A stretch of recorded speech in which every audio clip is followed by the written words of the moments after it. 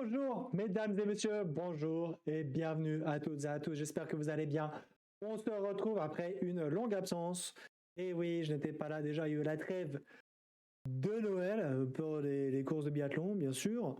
Et ensuite, après la semaine de Borov, je ne pouvais pas être présent pour cette émission. Donc voilà, plutôt que de la décaler, bon, c'était même compliqué de la décaler. Donc voilà, j'ai annulé et on se retrouve bien évidemment en direct pour débriefer de cette étape de RuPauling. Je ne sais pas si vous avez pu la suivre ou pas, mais du coup, si vous n'avez pas pu tout suivre et que vous n'avez pas regardé les différents résumés, et bien justement, on va parler de tout ça ensemble aujourd'hui. Alors, cette étape de RuPauling, déjà, il y avait de la neige. À Oberhof, d'ailleurs, petite parenthèse, vous avez vu, à Oberhof, il y avait de la neige. Incroyable. C'était même des très bonnes conditions au Oberhof par rapport à ce qu'on a pu connaître. Une très bonne condition, que ce soit d'enneigement. Et météo, bon, c'était moyen au début, mais voilà. Enfin bon, on va pas débriefer d'Oberhof. On va débriefer de RuPauling où pareil, les conditions étaient plutôt bonnes. On va du coup commencer comme d'habitude. Là, vous avez bien sûr tout ce qui va se passer là en haut. On va commencer par les différents résultats. Alors, au niveau des résultats, qu'est-ce qu'on a? On va commencer par les femmes. Pour le sprint femmes, il a été remporté par Anna Hubert, bien sûr, avec une deuxième place de Lou Jean Monod et de troisième place de Lisa Vitozzi. Toutes ces filles ont tiré à 10 sur 10. En fait, même le top 6 a tiré à 10 sur 10, puisque Elvira Hubert, Franziska Preuss et Suvi Minkinen, qui complètent cette cérémonie de fleurs, ont également tiré à 10 sur 10. Voilà, Elvira Hubert qui était dominatrice. Justine Brezas-Boucher, elle a fait 8e avec 2 fautes. Camille Benet, malgré un sans faute, ne fait que 10e. Jeanne Richard, 24e avec une faute. Julia Simon, malgré un sans faute, ne fait que 25e. Et, enfin, quand je dis que, bien évidemment, aucun jugement, évidemment, de valeur, aucune critique. Et Océane Michelon, 32e avec 2 fautes. À savoir que sur cette course, sur ce sprint femme, c'est Justine Brezas-Boucher qui a le meilleur temps de ski devant Anna-Maria Lampic. Et devant Anna Hubert, elle met 13 secondes en temps de ski à Anna Hubert et elle met quasiment 18 secondes à Lou. Donc voilà, Justine qui a skié fort, mais malheureusement, voilà, les 2 fautes, ça la sort complètement. Encore une fois, malgré les 2 fautes, elle arrive à finir 8e. Donc voilà, grosse perf au ski de la part de Justine. On notera que Lisa Vitozzi, elle, même si un peu moins forte sur les skis, a fait un temps, a fait simplement toute une time incroyable. C'est elle qui a le meilleur temps de tir.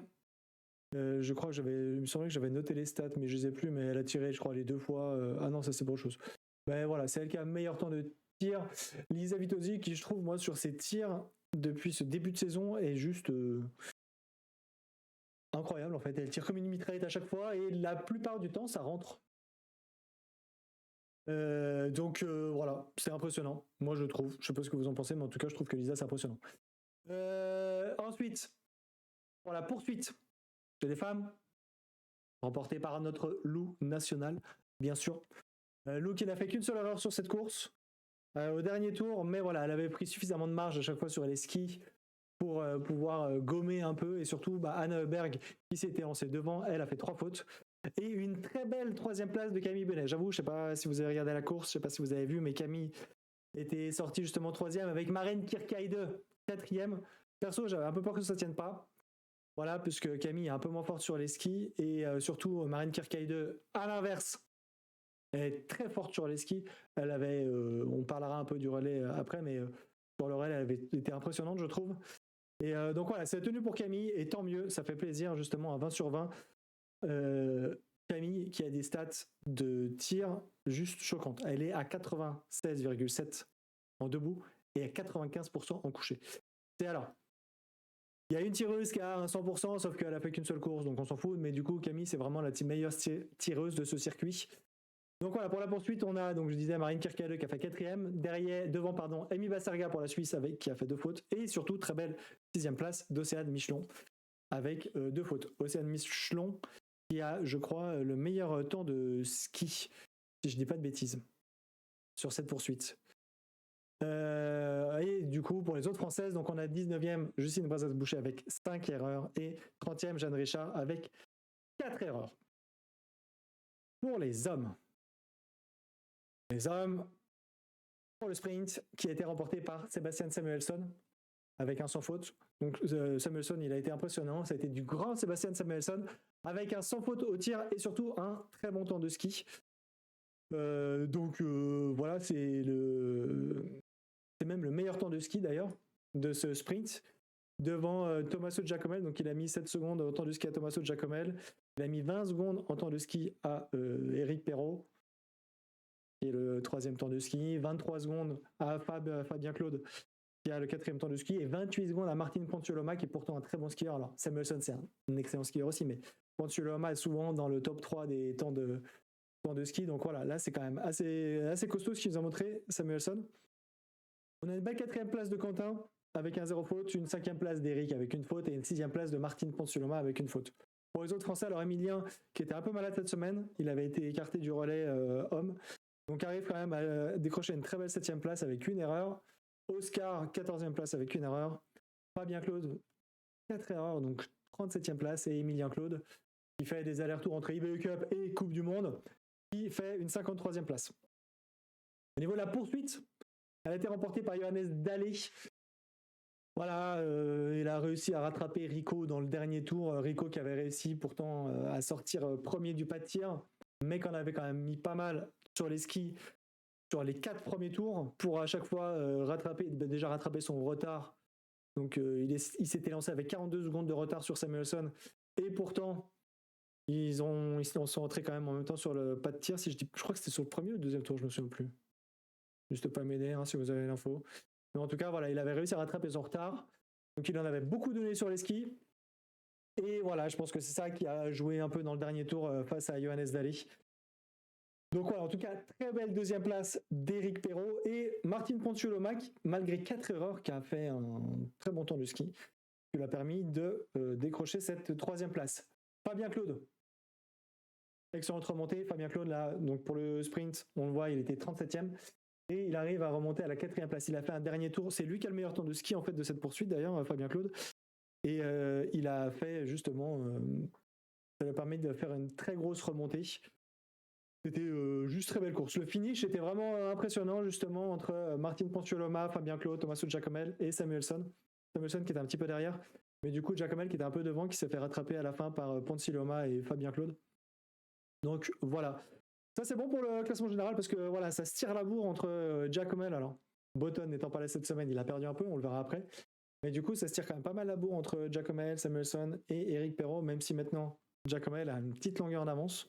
On va encore une fois juste après. Pour le reste des résultats, donc des Français, Emilien Jacquelin qui fait une belle 8e place aussi malgré 4 erreurs au tir. Donc il a fait un tir poulet, donc il a fait une erreur par tir. Quentin Fillon-Maillet qui a fait la même chose, une erreur par tir, 14e. Emilien Claude qui finit 26e, donc belle remontée aussi, de la 53e à la 26e place. Et Oscar Lombardo, lui, par contre, qui est un peu redescendu, qui fait 34e avec 3 erreurs. Voilà pour les courses individuelles. On avait également des relais non mixtes, donc des relais par genre. On avait un relais femme qui a été remporté par l'équipe norvégienne. Voilà, la France qui était, à mon sens, quand même un peu favorite. Mais ça n'a pas... Voilà, malgré un bon tir global des Françaises, au niveau du ski, c'était plus rapide chez les Norvégiennes. Donc voilà, avec Johansen, Arne Kleiv, Knoten et Kirkeide, Tendrevold avait été écarté. Je sais pas trop pourquoi, mais voilà, Tendrevold n'était pas là, peut-être l'entraînement ou quoi. En tout cas, elle n'était pas dans cette équipe et cette équipe a gagné, hasard ou pas, chacun verra ce qu'il veut. Ensuite, on a en 2e l'Italie et en 3e la Suède. C'est assez impressionnant parce qu'on a l'Italie, c'est Lisa Vitozzi qui était ressortie première, elle avait fait des tirs mais canon. Elle avait tiré, j'ai noté parce que c'était juste impressionnant. Elle avait donc le tir couché en 19,2 secondes et le tir debout en 18,2 secondes. C'est prodigieux. Mais voilà, il en a manqué sur les skis, elle a été 12 secondes moins rapide que Kirkeide dans le dernier tour. Et donc voilà, donc Lisa Vitozzi qui était sortie première du pas de tir s'est fait rattraper petit à petit par Anne Berg et Marine Kirkeide qui ont skié un peu toutes les deux pour la rattraper. Moi, à un moment donné, je pensais vraiment que c'est Anne Berg qui allait vraiment passer devant parce qu'elle a réussi à placer une attaque Kirkeide n'a pas suivi tout de suite, mais a fini par la reprendre. Et puis après, c'est Kirkeide qui a juste déboîté, qui les a blessés sur place. Donc voilà. Attendez, non, je dis des bêtises. Je crois que c'était Julia. Attendez. C'était Lisa Vitozzi ou c'était Julia Simon qui était sortie en premier du pas de tir? Ah, j'ai un doute maintenant. Mais en tout cas, voilà, Julia qui n'a pas réussi à tenir. Non, je crois que c'était Julia. Hein. Il me semble que c'était Julia qui était sortie, mais qui a fini par se faire rattraper. Donc voilà, c'était un peu plus dur sur les skis pour Julia cette semaine. La semaine dernière, c'était plutôt bien au Oberhof, et là, cette semaine, voilà, c'était un peu moins en forme. Ça s'est vu sur les courses individuelles, et ça s'est vu aussi sur le relais. Là, dans le dernier tour, pour vous donner des stats, Marine Kirkeide fait le dernier tour en 4 minutes 41. Anne Hubert en 4 minutes 43, Lisa Vitozzi en 4 minutes 54 et Julia Simon en 5 minutes. Donc voilà, elle n'est pas très loin de Lisa Vitozzi, Julia Simon, mais en tout cas, voilà, ça manque un petit peu sur les skis. En 5e, on a la République tchèque et en 6e place, l'Allemagne, qui, elle, avait fait un tour de pénalité, l'Allemagne. Au niveau des hommes, la France a gagné. C'est le premier relais qu'on gagne cette saison. Après, j'aurais presque préféré, parce que l'année dernière, on avait gagné tous les relais, sauf celui des championnats du monde. Moi, j'aurais presque préféré que cette année ce soit pareil, mais inversé. C'est-à-dire la Norvège gagne tous les relais, sauf celui des Jeux Olympiques. Bon, du coup, là, la France a gagné. Je ne sais pas si... On verra. Mais en tout cas, voilà, c'était un relais qui n'était pas très bien parti avec Fabien Claude qui avait fait un tour de pénalité, mais Oscar Lombardo qui a fait une super course avec un 10 sur 10. Quentin Fillon-Maillet, super course 9 sur 10. Et Éric Perrault, course magnifique, avec un 10 sur 10 et un tir debout en 17 secondes 3. 17 secondes 3. On n'a pas le temps de commander un café. Il n'était pas là pour acheter du terrain, Rico. Là, il a vu les cibles, il les a regardées, elles sont toutes tombées en fait. C'est technique un peu spéciale. Donc, attendez. Ah ouais, non, c'est bon, j'ai peur. Donc, ensuite, on avait la Norvège avec l'équipe un peu type. Alors, sans Johan Olabotten, ce que je disais, il n'était pas là cette semaine, donc il a été remplacé par Martin Uldal. Mais voilà, avec Johannes Dalle, Sturla Lægrid, Martin Uldal et du coup Vetle Christiansen. Cette fois, Vetle n'a pas réussi à revenir sur Rico, contrairement à la semaine dernière sur Oberhof. Et l'Allemagne qui complète ce podium en 4e. La Suède en 5e. Très belle équipe estonienne qui a fait une très belle perf avec seulement 4 balles de pioche. Et en 6e, la République tchèque. Décidément, que ce soit pour l'Allemagne ou pour la République tchèque, je ne veux pas mettre 6e. Je ne sais pas pourquoi. Peut-être le 6. Pardon. Voilà ce qu'on pouvait dire pour les résultats. Est-ce que j'avais noté les trucs spéciaux pour les... Non, voilà, ouais. Non, je pense que c'était des très beaux relais. Alors, la semaine dernière, enfin plutôt il y a 2 semaines, Oberhof, le relais féminin a été juste ultra dominateur. Elles ont complètement écrasé la compétition. Mais du coup, ça fait... Alors, on peut en parler, ça fait moins de suspense. On finit 4e, mais la course était... Alors voilà, peut-être qu'il y en a qui vont pas être d'accord avec moi, mais c'est pas grave. Mettez pour YouTube, là, si jamais la rediff, n'hésitez pas à mettre en commentaire, vous pouvez réagir sur le chat. Mais franchement, c'est plus sympa à regarder une course où il y a des enjeux. Donc là, jusqu'au dernier tour, que ce soit pour les femmes et pour les hommes, en fait, tu vibres jusqu'au bout. Donc voilà, c'était... Enfin, c'est dommage, voilà, on aurait préféré que ce soit... En gros, le même résultat que la semaine dernière, avec le suspense, enfin, qu'il y a 2 semaines plutôt, donc le même résultat qu'Oberhof, avec le suspense de Ruhpolding. On peut pas tout avoir. Enfin si, ça arrive des fois. Mais bref, en tout cas, là, c'était pas le cas. On va passer, du coup, faire un petit point sur le classement général. Ça, voilà. Au niveau du classement général, le classement féminin est... Donc le dossard jaune est toujours sur les épaules de Lou. Elle possède également le dossard de la leader du sprint. Elle a quand même mis un petit step là. Et c'est marrant parce que entre Suvi Minkinen et Marine Kirkeide, il y a des petits allers-retours. Suvi Minkinen a fait aussi des assez bonnes courses. Donc voilà, c'est un peu... Voilà, ça se joue quand même. On le voit là, entre la 6e et la 2e. Ça se joue en 81 points. Après, il y a un autre petit écart, mais voilà. En tout cas, Lou qui a mis une petite avance là sur les suivantes. Marine Kirkeide, moi, qui je trouvais impressionnante. Enfin voilà, c'est le dossard bleu, donc elle a moins de 23 ans, elle a 22 ans, Marine Kirkeide. Donc elle est très très très impressionnante. Elle sera à suivre pour les prochaines saisons, un peu comme Johan Olav Botten, à mon sens. On a aussi le remontée des sœurs Heuberg qui est un peu, voilà, on va en parler juste après là. Mais en tout cas, les sœurs Heuberg étaient un petit peu absentes. En tout cas, pas au niveau où on attendait. C'était Anna Magnusson qui nous avait surpris. Voilà, du coup, Anna Magnusson, elle redescend un petit peu. Camille Bonnet reste dans ce top 10. C'est très bien. On a ensuite Dorothea Virer et Lisa Vitozzi, les deux italiennes, qui sont dans un mouchoir de poche. Et Justine Brezas-Boucher qui complète ce top 10. Océane Michon est aux portes avec une 11e place. Julia Simon 14e et Jeanne Richard 18e. Voilà pour les femmes. Pour les hommes, on a Tommaso Giacomel, du coup, alors déjà, Johanna Love-Botton qui a été loin devant, du coup, a bien reculé à cause de ses absences. Mais du coup, on a Tommaso Giacomel qui a mis une petite avance quand même à Eric, mais du fait, surtout la semaine dernière, enfin plutôt il y a 2 semaines, Oberhof avec son doublé, ça l'a quand même bien propulsé. Oberhof, Eric justement avait été un peu plus toute proportion gardée, alors un peu plus en retrait, alors avec une 6e et une 8e place. C'est pour ça que je dis toute proportion gardée. 6e et 8e, c'est pas la catastrophe.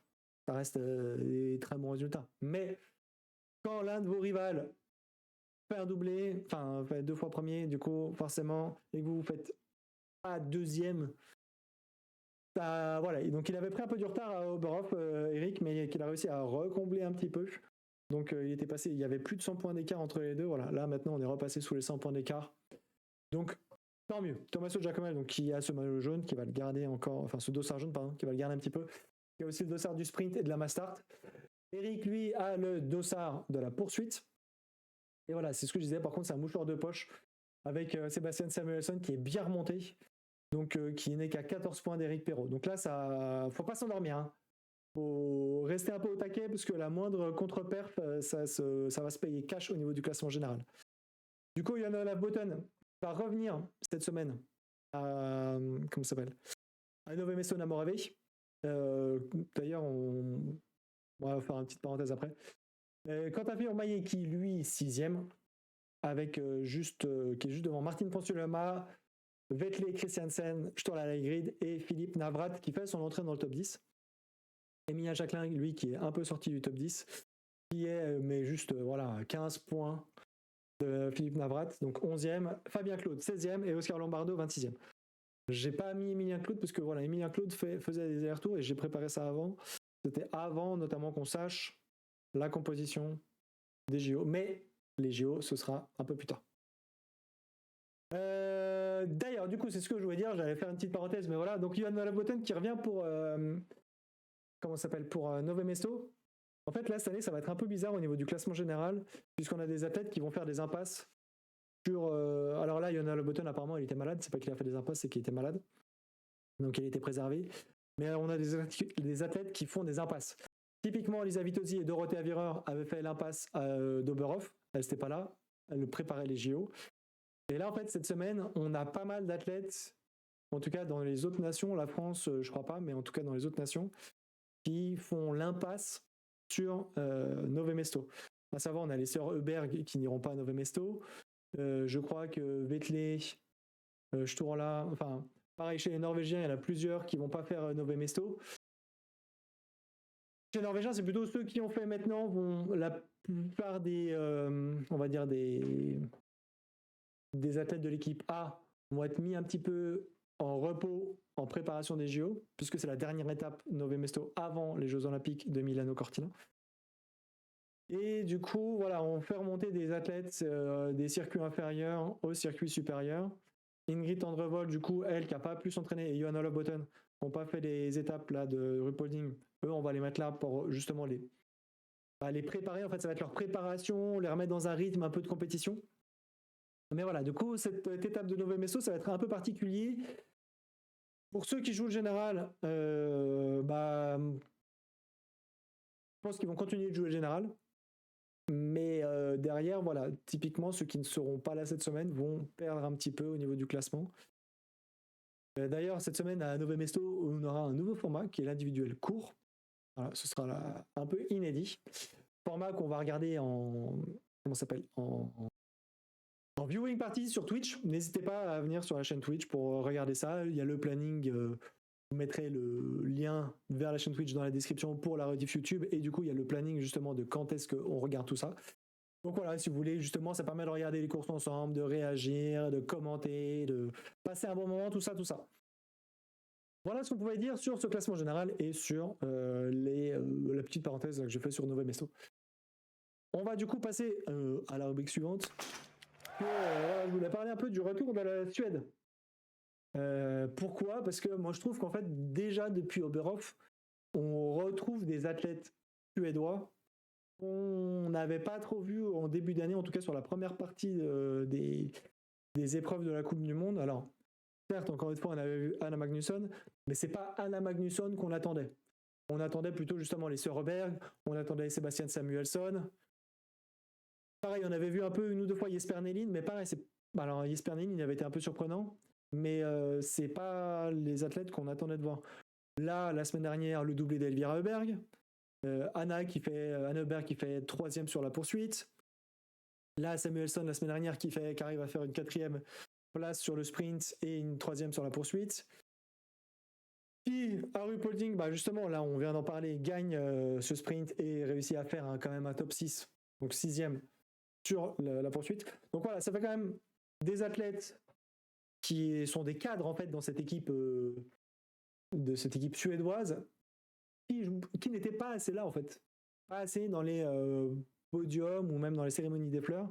Et voilà, donc là, il faudra voir maintenant si ça se poursuit.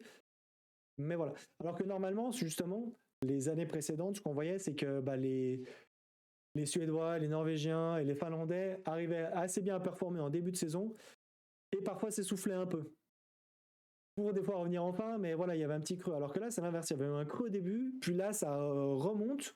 Donc, il faudra voir si ça va rester en haut, sachant qu'encore une fois, les Söderberg font l'impasse, donc on verra pas ce que ça donne au Vemesto. Au niveau des hommes, par contre, il n'y a pas d'impasse. Je crois qu'ils viennent tous, si je dis pas de bêtises. Il faudrait que couvert. Attendez, je vérifie, mais je crois que les hommes, ils vont tous. Les Allemands, en fait. Ouais, c'est ça. Samuelsson va aller à Nové Mesto, Giacomel aussi. Donc voilà, en tout cas, il faudra voir si ces retours continuent, enfin ce retour des Suédois se confirme plutôt. Sachant que, encore une fois, il y aura la parenthèse Jeux Olympiques. Donc on verra si cette forme-là va se transmettre aux Jeux Olympiques ou pas. Et ça va être assez intéressant, je trouve, de voir ce que va faire cette équipe de Suède.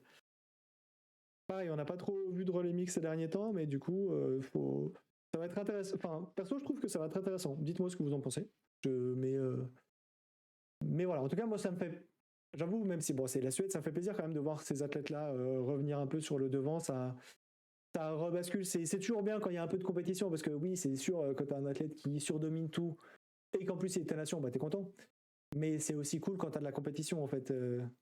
C'est ça qui rend les choses encore plus belles et qui rend les athlètes encore plus, entre guillemets, qui les fait encore plus briller si vous avez de la compétition solide. Donc voilà ce qu'on pourra dire pour la Suède. Encore une fois, n'hésitez pas à dire vos impressions de votre côté.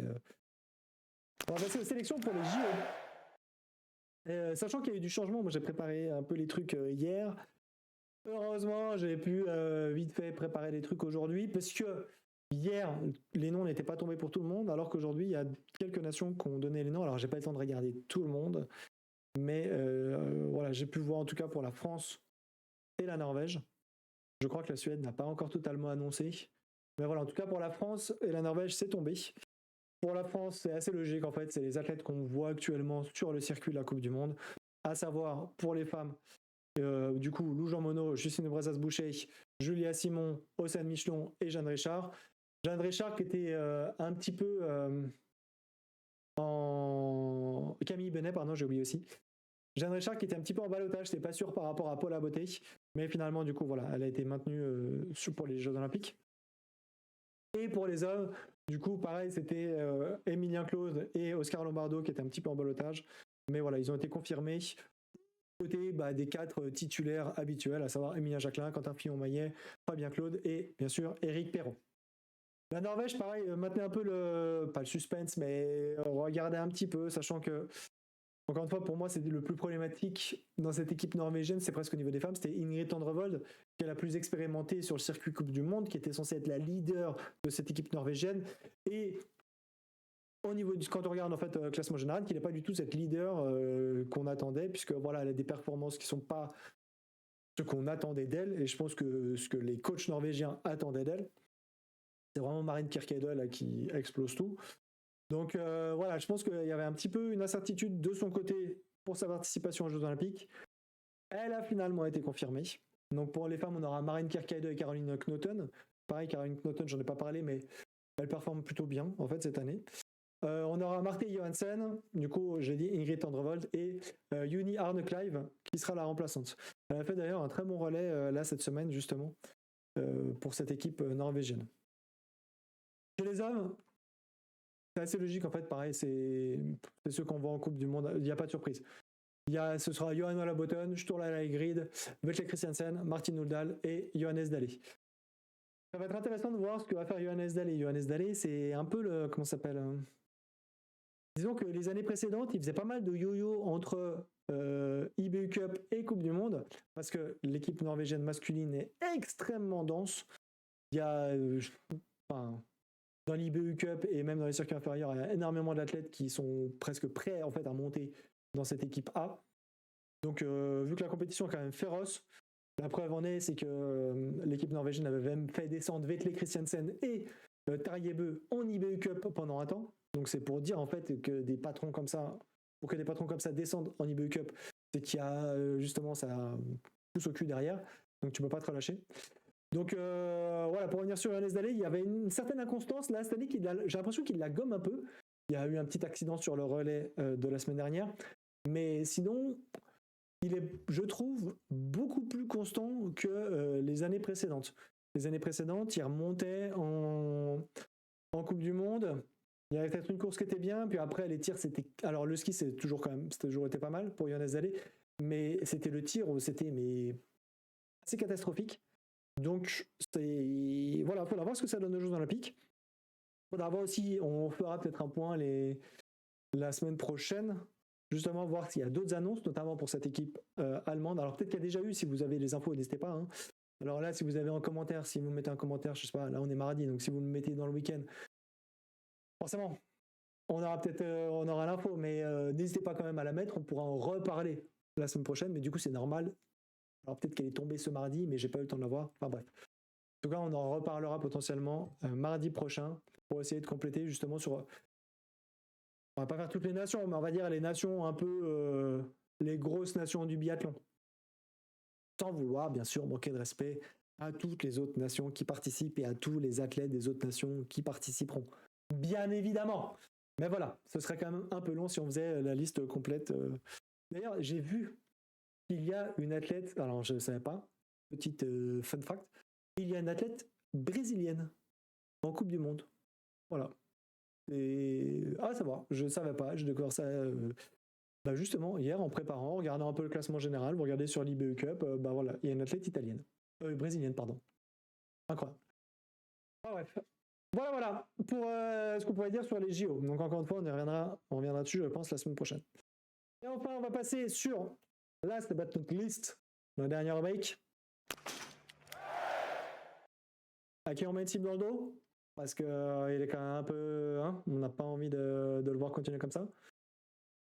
Qui doit régler un petit peu sa carabine parce qu'au niveau du tir, c'est un peu délicat. Et qui doit partir parce qu'au niveau du ski, c'était un petit peu délicat. N'hésitez pas à réagir, à mettre en commentaire, genre oui, enfin voilà. N'hésitez pas. Moi, perso, j'hésite entre Anna Heuberg et Maren Kirkeide. Alors, bon, enfin, là, si ça avait été la semaine dernière, j'aurais dit Elvira. Là, cette année, je dis Anna ou Maren parce que, enfin, Maren, elle m'a vraiment impressionné sur le relais et sur les courses individuelles. Et surtout sur le relais, en fait. Elle a fait un dernier tour, mais elle a fait qu'une bouchée à la fin, elle a fait qu'une seule bouchée d'Anna et de Lisa Vitozzi. Donc voilà, peut-être un peu plus sur Maren Kirkeide que sur Anna Heuberg. Mais voilà, enfin, en tout cas, allez, un bout de cible. sur Anna et un bout de cible sur Maren Kirkeide. Et ouais, Tommaso il est toujours quand même toujours un peu surveillé. Hein. Enfin, il y a beaucoup de mots à surveiller, mais là, voilà, cette semaine, pardon, ce sera Anna et Maren. Qui doit régler la carabine? C'est pas une française. Enfin, on dirait ceux d'avant, c'était pas des françaises, mais là, Anna-Maria Lampic, en fait, elle est souvent dans les meilleurs temps de ski. En fait, l'année dernière, elle avait un peu, voilà, des fois ça marchait un peu le tir. Là, cette année, ça marche pas du tout. C'est catastrophique. Donc voilà, peut-être elle, Justine Brezaz-Boucher aussi. Toujours un peu, voilà, il y a toujours des épreuves où c'est compliqué avec 4 fautes, 5 fautes. Là, voilà, sur le sprint, elle fait 2 fautes. Si elle fait pas les 2 fautes, elle gagne la course. Enfin, même si elle fait une faute, elle se reclasse et ça change complètement la donne pour elle. Donc c'est dommage parce que voilà, pareil, Justine, elle est souvent dans les meilleurs temps de ski, mais les tirs, voilà, on n'a pas la Justine qu'on avait vue il y a, je crois que c'était il y a 4 ans, 3-4 ans. Pendant une petite période, ça n'avait pas duré toute la saison malheureusement, mais pendant une petite période, voilà, en fait, elle réussissait tous ses tirs et ça. Donc voilà, cette année, elle a essayé de mettre en place, enfin, elle essaie, je pense, de remettre en place des choses. On voit que ses tirs couchés, la plupart du temps, ils sont très lents, un petit peu plus précis, mais très lents. Donc voilà, faut toujours des petits trucs à travailler au niveau du tir pour Justine. Et enfin, qui doit farter un peu au niveau des skis.